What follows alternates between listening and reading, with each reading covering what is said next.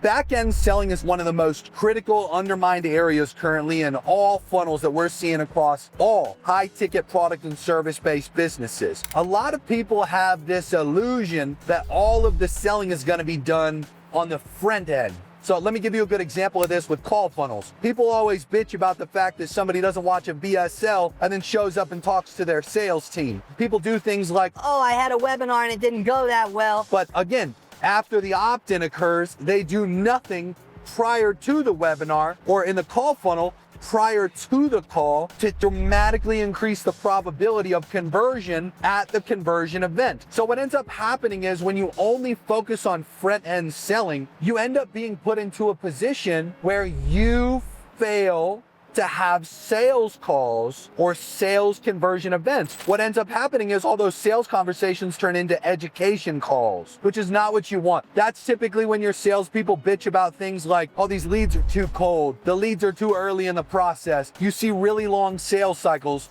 You see really low show rates. All of that, literally all of those symptoms are signs that you are currently failing with back-end selling. And one thing that I've done tremendously well on this channel is I've documented so much of all of my back-end selling tactics for you to go through. And what I'm gonna do in this video here today is I'm gonna walk you through at a high level what these things are and what all needs to be in place for you to actually have a fully built, extremely effective back-end selling system. For all those unfamiliar, my name's Jeremy Haynes. We're on the jet today. No, this is not my jet. This is just a jet that we brokered to go from this area we were at in Virginia where we were visiting Ty Lopez's farm back down to Miami to the motherland. All we talk about on this channel is hitting $1 million months. So if you're new, welcome in. That's all you're in for around here. And if you're already a subscriber, welcome back. It's a pleasure to have you. I've got a banger for you here today.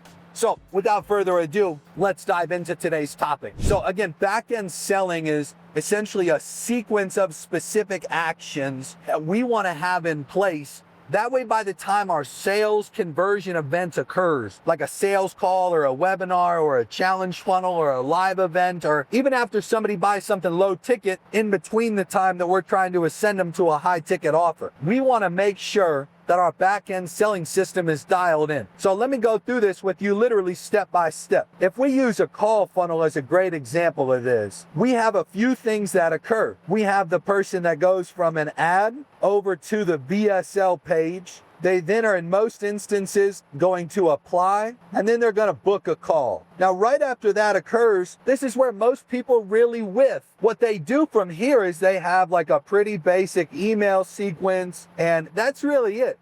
Then the call occurs, and then their salespeople bitch and complain when the person who shows up for that call isn't framed well, and that call ends up being an education call. What we have to do is essentially in between the call and the call being booked, we got to add several steps. So let me go through what those steps are. First of all, we have our confirmation page best practices. We have an entire SOP on this inside of both my master internet marketing community and my Inner Circle program. And of course, we just do it for all our clients. This is incredible. I have a few videos where I talk about this concept called breakout videos and confirmation page best practices in general. But it all starts here. Typically what we'll do is we'll have anywhere from about 5 to 20 of these videos that we call breakout videos. Now, breakout videos, all they do is answer very direct questions. All we like to do with the breakout videos is answer some of the most common questions that the salespeople say, hey, I'm tired of having to answer these questions on sales calls.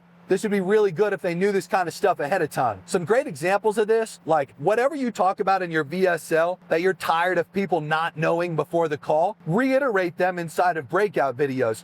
These are usually about 1 minute to 3 minutes long. We see some of them, like very few, come out to about 5 minutes in length. But again, that's more rare. What happens at a much more frequent rate is we have these 1 to 3 minute videos that are essentially just go to the sales team, ask them specifically like, guys, what are you frustrated with having to talk about? What do you wish people knew ahead of time? And then you as the business owner in this case, you can also guess some of these things too. And you can determine what are the things that I want people to know beyond the things that I think people are just, talking about on calls. You got to also be able to successfully guess a few. And this is another major key here with these videos. They have to be effective, okay? The goal of back-end selling is to be able to make the lead who just booked the call or just opted into the webinar or just bought that low ticket thing or whatever it is that they just did. Our goal is to make them prioritize buying the high ticket thing. Okay. And prioritization is not something to undermine as a tactic. Prioritization means that the lead genuinely gives a fuck about showing up because they know that this specific result bridge that you're going to take them over is something they must do. It's something they need. It's something they have to demand of themselves. It's something that they have to prioritize. So simply put, what makes you prioritize something? Information, and not just any information, the right information. As an example, all over the world, specifically mainly in the Middle East, we see bombs go off. We see all kinds of chaos. We see war. But has that inspired you to actually do anything? I'm sure there might be sub 1% of you who watch this channel that actually took some kind of action on that information. Like maybe you bought some anti-radiation medicine just in case you get nuked or something. Maybe you started becoming a prepper and you started buying a bunch of shit just in case of some world-altering event. Maybe an even smaller quantity of you decided to go and buy a bunker. You see what I'm saying? That kind of information, although changes lives and definitely is information that can make you do something, most of you, 99+% of you, I'm sure,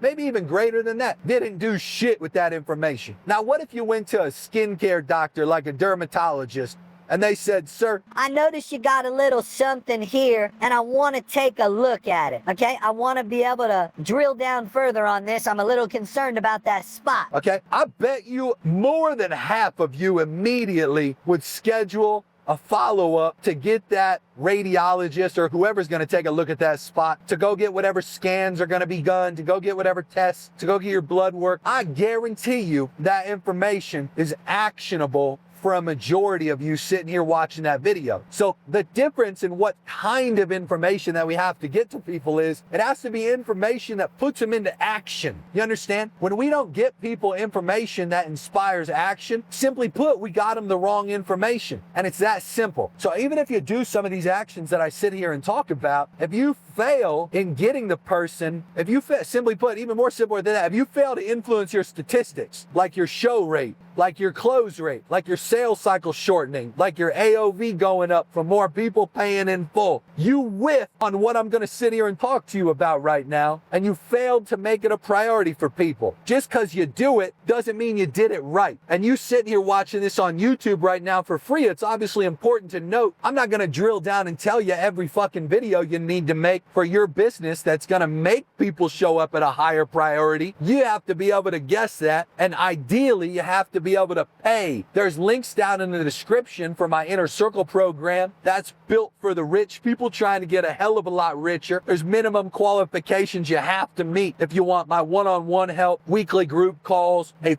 fuckload of SOPs that are well organized, unlimited access to AI Jeremy and a bunch of course videos, and plenty of examples of confirmation page videos that had 30+% lifts in show rate. Okay, we had a guy who just joined into the Inner Circle a week and a half ago as an example, where all he did was focus on these back-end selling systems. He saw a 39% lift. He was the biggest one yet, and he was the newest member to just recently join in. This dude saw 178 grand in a week and a half from that 39% lift in his show rate. You understand how extreme that is? That man absolutely fucked me on what he paid to be in that program a week and a half into it, and that's great for him, okay? Now that's the whole point of what I'm trying to emphasize. I'm going to tell you what to do, but I'm not going to drill down on it. For those of you who want that drill down information, make sure to check those links down in the description. I digress though. These videos, again, if they fail to make the impact that you're looking for, make sure you drill. I can't stress it enough. Talk to your sales team and see what you whiffed on. Guess better about what people need to know and talk about things that are a little bit uncomfortable to a degree for some of the videos. A good example, I'll give you one good video as an example of something that has a really high impact. When we see people make a video going over their dispute rate and their refund rate for whatever high ticket product or service they have, that's one of the most transparent ways that you can increase trust dramatically. That helps make it trusting. That helps make it something that can escalate the level of trust an individual has with you in your business damn near immediately. When the fuck have you ever seen a video with somebody that you just opted into a funnel for that you're gonna spend thousands or tens of thousands of dollars with that immediately says, okay, here's my refund rate, here's my dispute rate. and they don't just say it. They literally log into their fucking payment processor and show it to you. Some of you guys, you have such shit dispute rates and refund rates. You know you can't do that tactic because you're operating like shit. And so as an example, you can start to see that from the outside in, like there's probably Reddit threads about you. There's probably people talking online somewhere chirping about how you suck ass. There's probably people who have never even bought your product somewhere in a better case scenario that just are a part of that spectrum where from a propaganda view, they're a part of the hating class that's never gonna believe anything that you say. By the way, for the hating class that I don't know why you're watching this video, you shouldn't even be here. Jay, show them that we're actually flying in the plane here so we don't get some dipshit that says, oh, you didn't even take off. Hey, you fucking moron, shut up. All right, now back to talking to the rich people, which is the demographic I'm trying to talk to here. Back to this, okay? These videos, they are extreme by themselves for what they do. This is generally one of the first actions that we see people take. But that's the best part about this first specific action in the back-end selling system, is this doesn't have a cost to it. So when you take this action, you can generally do it first, and it creates a pretty much immediate impact. All right, now once you have these videos, what you gotta do next is you gotta have what we call value-dense email sequences. And we have an entire video on this channel dedicated to this topic too. Value-dense emails are essentially taking this exact set of videos that you just made and turning them into email sequences. We ideally want to take those same questions. We want to assume that someone's not actually going to watch every video that we put on that page, but we want to assume that that information is high impact enough to make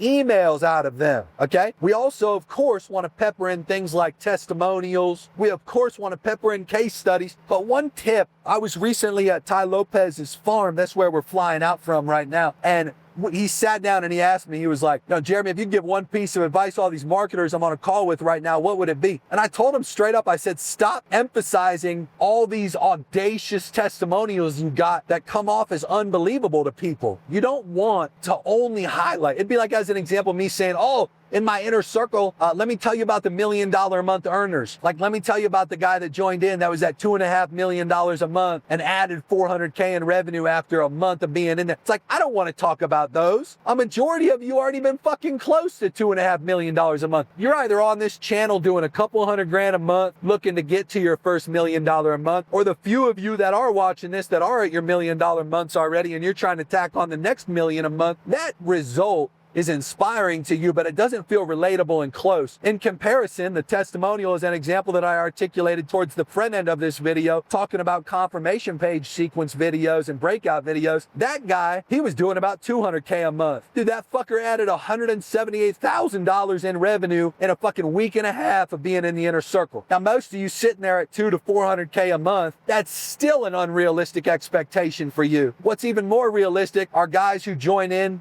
where it takes like 2 to 3 months for them to make tens of thousands of dollars, as an example. And not everybody makes that money that fast. It's like, I'd rather talk about the people who have more of like a mediocre and realistic result, and I want to pepper in results that are on both ends of the spectrums in between. What people are looking for when they look at results is not best case scenarios. Usually they're looking for worst case scenarios about how fucked they can get. Imagine, as an example, as an email, subject line something along the lines of how we make this safe for you. And you just have a whole email talking about people who whiff with your offer and what you did to help make it right, okay? Like, that's, like I said, that's where you can talk about your refund rate. That's where you can talk about your dispute rate. Like, if I go as an example and I discuss some of the clients that we've had over the years as an agency, I'll give you a great example right now. We had a guy that we just took on about 2 months ago. And all we did for this guy was come in, launch a call funnel for him via paid ads. He refused to do a webinar. He refused to do low ticket to high ticket. He refused to do challenge funnels. This guy just wanted to do call funnels. And as a result of just wanting to do call funnels, this is a very, very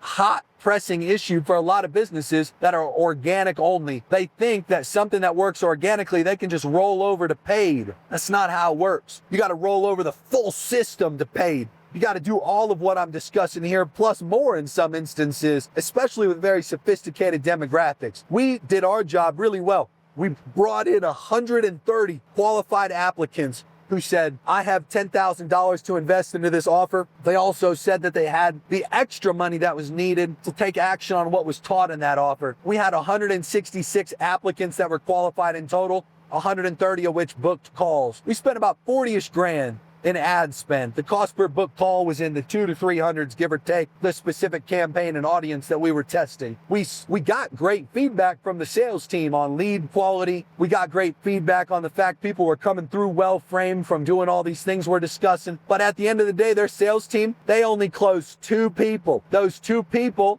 resulted in about $20,000 in total revenue. They spent 40-ish thousand on ad spend. They spent about 15,000 on us. That puts them about 50-ish K in the hole with 20K in a return minus commissions. They realistically were down about 40-ish K. My point is, what we did to make that right in that example is, first of all, we just fired the client. We just said, look, your sales team sucks. We're not in the agency business to do deals with people that need to acclimate and learn to do better. We want to have hitter deals immediately because we get all our money off rev shares when we do an agency deal. So what we chose to do in that example is we gave that client back their $15,000 and we made sure that we continued to support them without spending additional dollars to help make back that money they were in the hole on. In this particular instance, the point I'm trying to emphasize is I could talk about the deals that have spent 50K in ad spend in the first 30 days and made $2.5 million in the first 30 days. But that happened once out of hundreds of deals I've done in my career. I could talk about the deals that have done millions of dollars a month that started at a couple hundred grand over a handful of months. But again, it's like those are best case scenarios. What most people are looking for when they go to Yelp or when they go onto some review-based platform like Trustpilot or Google Reviews or just the reviews that you have in your business period is how fucked could I get? Okay? So as an example of a great value-dense email sequence that helps build trust and lifts the prioritization in this individual's mind. They get the right information and they say to themselves, that makes a lot of fucking sense for me. And it addresses something that they genuinely give a fuck about knowing, which in this case is safety and how fucked they could get. Plus all the other value dense emails that we recommend you make. But again, imagine you send up to 6 of these a day, which is what we currently recommend. I don't necessarily say you start with 6 a day. You want to incrementally work your way up in the quantity of emails you send until you see a diminishing return in open rates.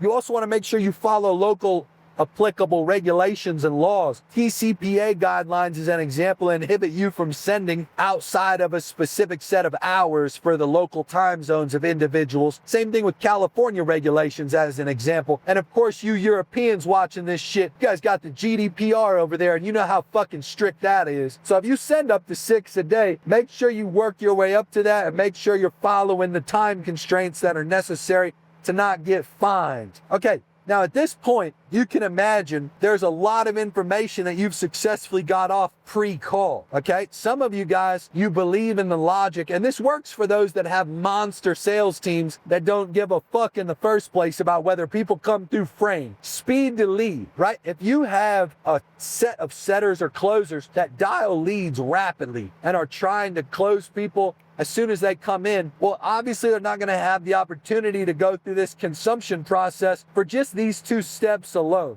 okay? And that's gonna force your salespeople to have more education calls. Now, if you got a great sales team that doesn't give a fuck about people coming through well framed, then so be it. Go ahead and try to reach out to them right away. When I have salespeople reach out, so I want to be clear when I say this, there's kind of 2 things that happen in congruency at the same damn time as this. We will have the setters or the closers do some manual outreach. And with that manual outreach, there's really one simple goal. With the confirmation page best practices and with the value dense email sequences, and with this other step we'll talk about here in a moment, the hammer them content campaign, we have a disadvantage. With marketing, we're doing a fucking spray and pray. You know, we're just trying our best to get the necessary information in front of people, but we don't actually know what information they actually need that's going to make it a priority for them. We give them an overload of information. We give them a ton of extra shit. Now, when we do that, again, it's a spray and pray. We're just trying our best to do as many things as we can. That way we influence the sales process. What setters and closers can do with manual outreach is they can tailor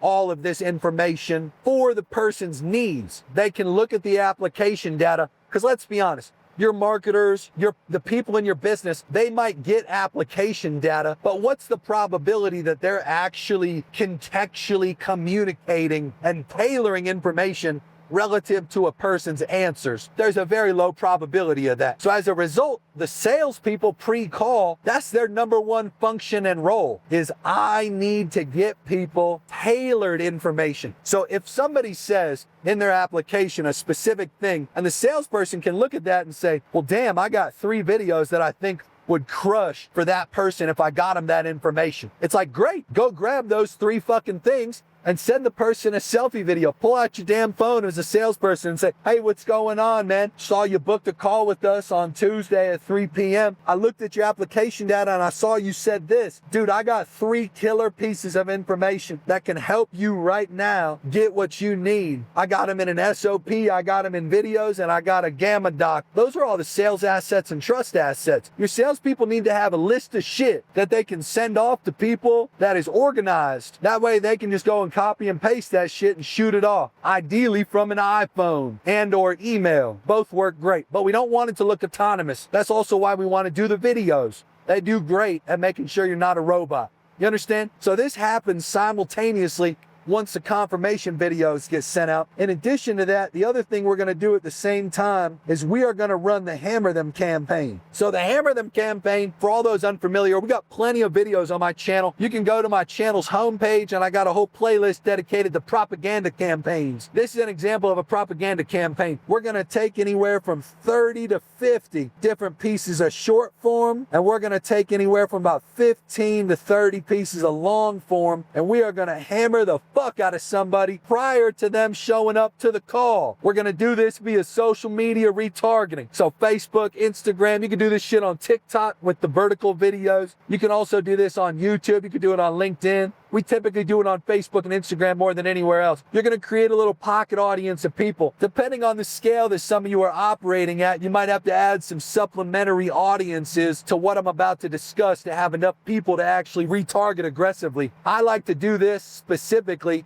with an audience of people who just took an action prior to the sales conversion. So as an example, I need 100 people minimum that are in an audience to retarget here. That realistically means I need about 150 people in order to successfully get 100 due to match rate issues. You're rarely ever going to have 100% match rate. So if you only have 100 people, you likely aren't actually going to have the necessary quantity of people to see these campaigns have any reach at all. You have to have the minimum quantity of people in here. So as an example, if you have a call funnel, you need at least 150 people within 72 hours to be able to hammer the fuck out of just those specific people. This is a 72-hour campaign. Our goal is to keep this content in front of them with a minimum frequency, ideally of 15 to 20. With 15 to 20 frequency is meant to have enough impressions with unique pieces of content to be able to influence the person's psyche pre-call, to get information in front of them that answers questions, frames them well, handles objections before they occur, sets proper expectations, and just again, gets people necessary information that helps make it a priority. That's all it really is. So long story short, with the right content, with the right value dense email sequences, with salespeople doing the right things pre-call, and with the best practices for our confirmation page videos, what we then do is we obviously funnel the person to the conversion event. So at this point, this is where we want to officially funnel these individuals to the call, okay? So at this stage, this is the best time where you're actually probable to have a sales conversation, okay? Sales conversations do not occur if education is required. This is typically where people fuck up. They don't give enough information prior to the call that the person consumes that actually makes an impact, so they end up having education calls. As I said before, usually what most people will do is they'll have the call book and they'll jump straight over to the call happening. That's why you have the problems that you have. Treat it like your show rate problems, your closing rate problems, the lack of people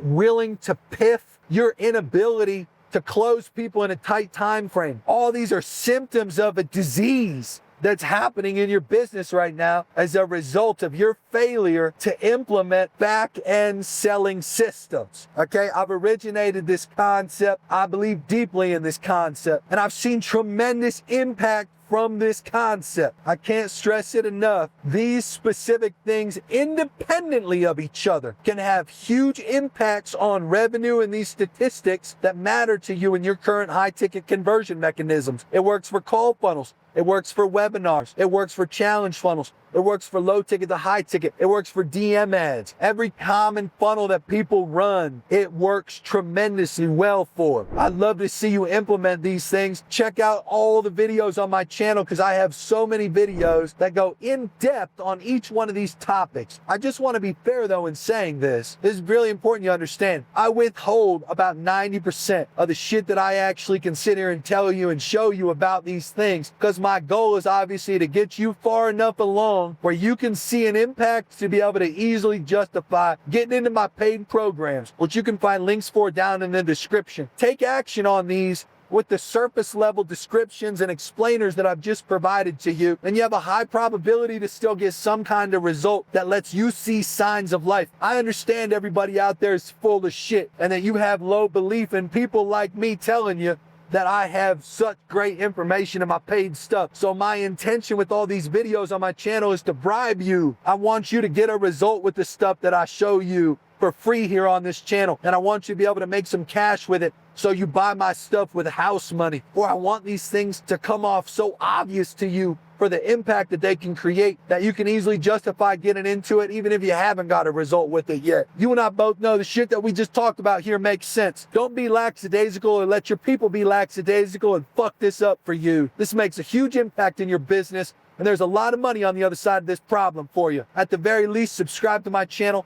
Check out some of my other videos and thank you very much for watching. Wish me a safe flight. I hope to make more of these for you soon. All right, go get rich.